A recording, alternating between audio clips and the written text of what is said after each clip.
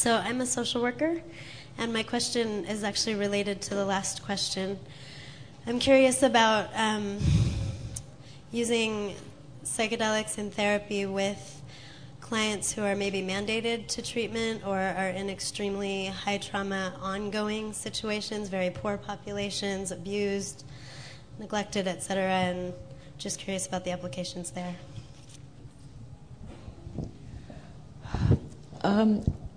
I've found since I worked during the 2.5 or so years that I did some psychedelic therapy, I worked with a hypnotherapist.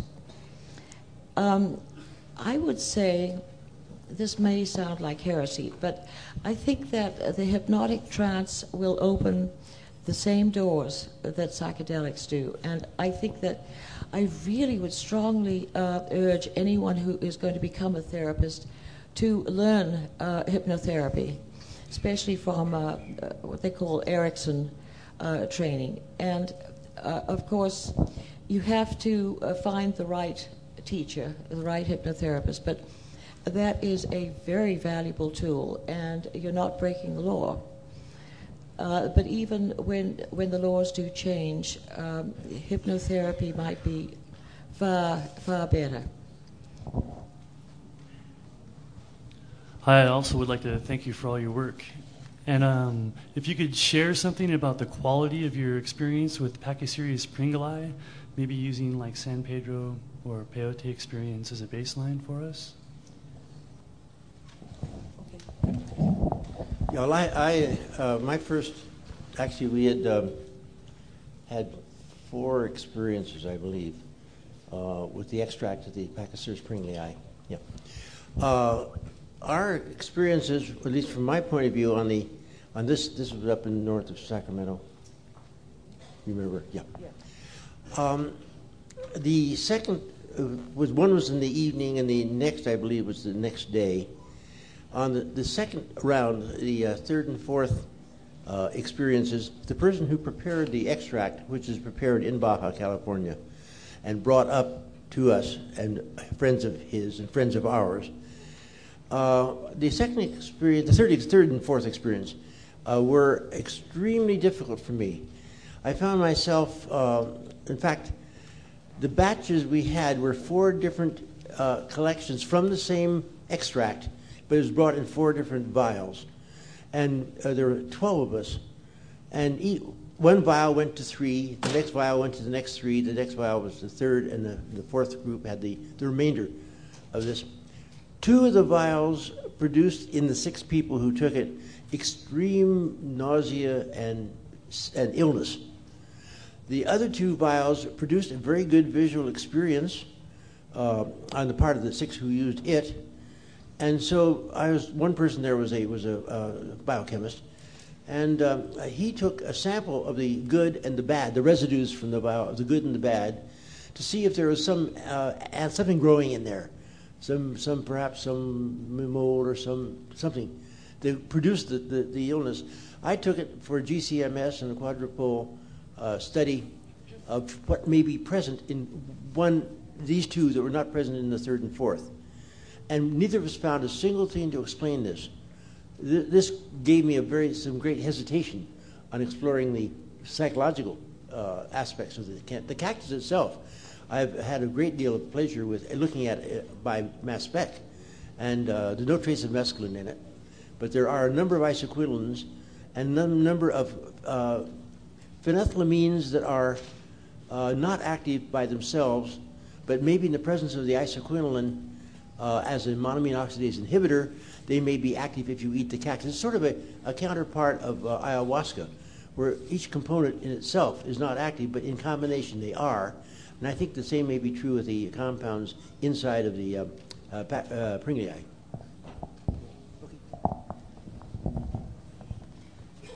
I have 2 questions for you. The first, I was wondering if you know anything about the use of 5-HTP to rebalance serotonin depletion from MDMA or related molecules, especially in terms of dosage and timing. And the other question, I was wondering if you had done any research or experimentation with the use of nitrous oxide in combination with other psychedelics to open deeply spiritual, altered realities of consciousness?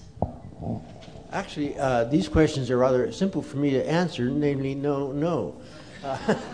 I know of a lot of work that's been done with the hydroxytryptophan as a serotonin replacement thing, but I have not any experience personally, and the literature is pretty much supports its use in that direction. So in the literature, I believe it is supported. I have no personal experience whatsoever.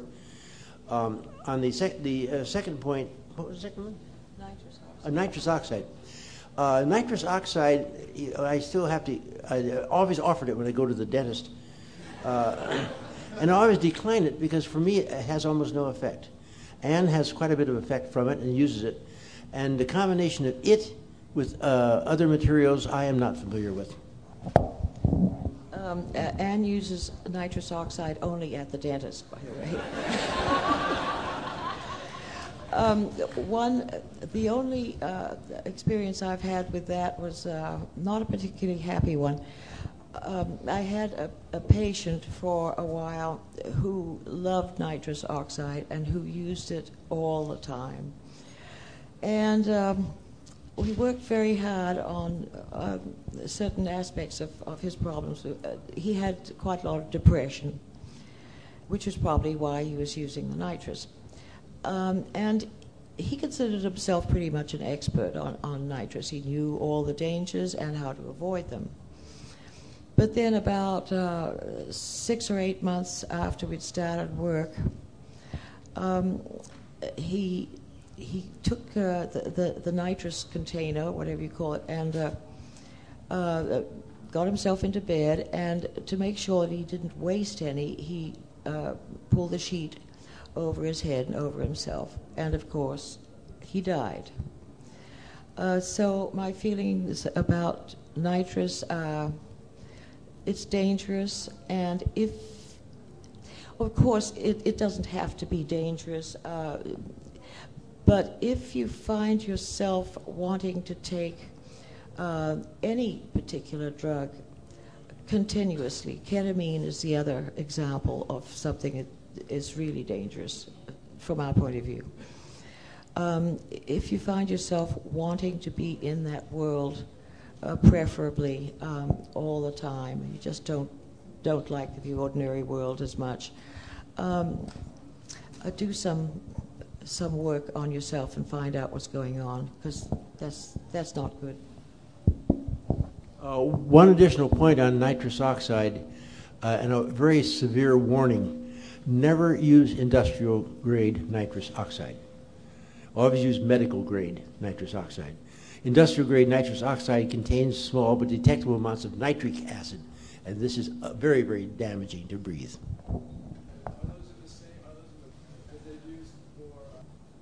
Oh, that would be food quality. That should be fine.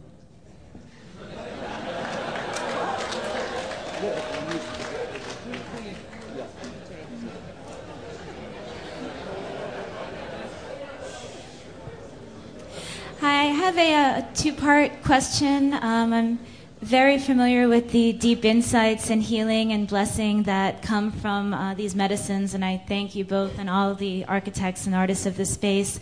But also as a health-conscious Libra, wondering if you could speak a bit about any knowledge on like toxicity or overload or something, whether brain or kidney metabolism or endocrine, and just speaking on, moderate doses several times a season sort of thing. And the second part of the question is, I feel like many environments encourage us to use these medicines in a sort of a passive way, like to taking in the music, taking in the art, taking in the fluorescent everything around. And I feel very called to use them in more of a creative, active way, yet my brain doesn't seem to be catching up with my purpose. Wondering if I feel like things I've done before would be redundant. Is there anything that, say, does to the brain what MDMA does to the heart? Oh, my God. Simple questions. Yeah. I mean, let's see. Toxicity and brain